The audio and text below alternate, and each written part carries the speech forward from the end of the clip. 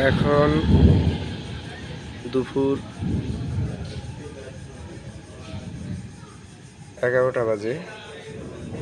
আজকে 27শে রমজান।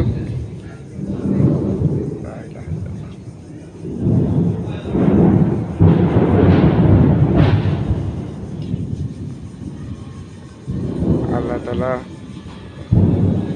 দিনকে রাত, রাতকে দিন যে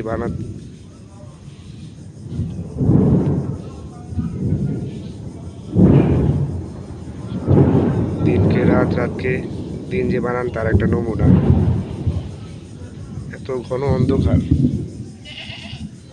সাধারণত ফজরের সময়ও এত অন্ধকার থাকে না। আজকে আমরা তার একটা নমুনা দেখতেছি। আল্লাহ সুবহানাহু ওয়া তাআলা যে কি পারে, কি সম্ভব।